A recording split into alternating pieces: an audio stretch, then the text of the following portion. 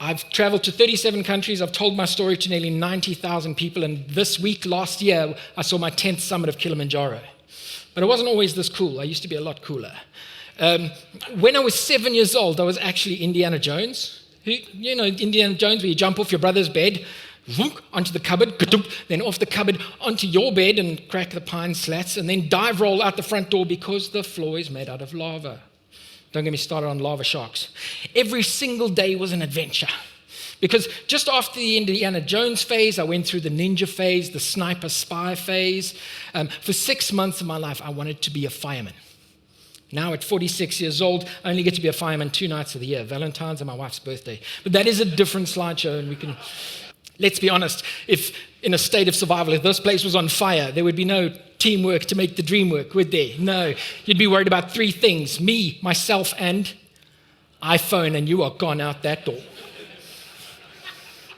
We will continue to be in this rut and carry on doing it until something makes us stop and change, a trigger. Triggers will happen to everybody. And it usually comes with the word this. You see, my this happened on the 26th of April, 2006. I can't even say I fell, I jumped. Let go of the wall to land on the safety mat like I'd done 10,000 times when I was Indiana Jones, except this time there was a tear in the mat. And my feet went between 2 blocks of foam until they met the concrete. Then my toes went together, and then backwards. Crunch, like a mouthful of fresh popcorn, that's what it sounded like. And then things were about to get worse. Not ideal. The money dries up, but the bills don't. And then things get worse. And then things were about to get worse. Exhausted. And there I sat at 3 o'clock in the morning, staring down a bottle of painkillers. You do not want to get this wrong, because you leave a vegetable on a heart-lung machine for your mom to have the burden of turning off the machines. That's not on her bucket list. Aren't you glad you came to this motivational session? 54, there I sat counting these tablets, realizing that you can't slash your wrists with the Gillette Mark III. I couldn't hang myself with my climbing ropes because I gave it to my friends.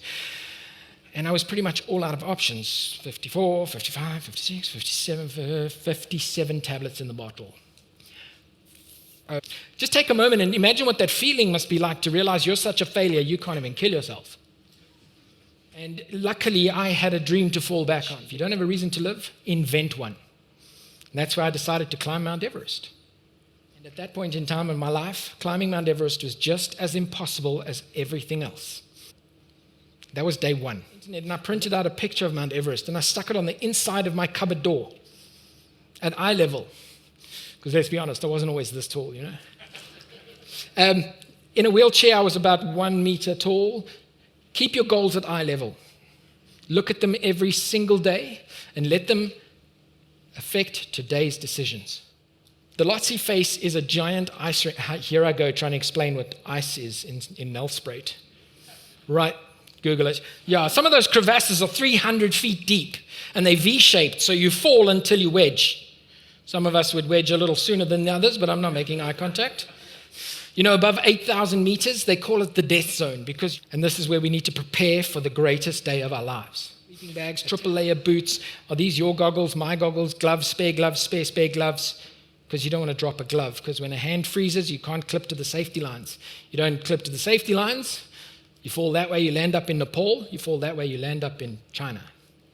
It's serious. The 1.3 kilometers from Camp 4 to the summit would take me close on 12 hours. Just putting one foot in front of the other. You're now higher than the 4th highest mountain in the world. It's minus 45 degrees. You've been crapping in a plastic bucket and eating out of plastic bags, and never get those mixed up. It's been your reason for living for 3 years. It was your reason to get out of bed and not kill yourself for 3 years. That's the truth. To train as hard as you can to get in the best shape of your life, to spend these 17 weeks in a tent for 22 minutes on top. Because it was the 23rd of May, 2009. I had been from absolute rock bottom, made that decision to start taking one step higher at a time, one tiny step, which I called day 1. By the way, on day 448, I got to move that picture up to about here, because now I was this tall. 90 days after that, I managed to get rid of the crutches, because now I could walk funny. And you know what they say, if you can walk funny, you can run funny. And if you can run funny, you can train funny. And that's how you become the first person to limp to the summit of Mount Everest.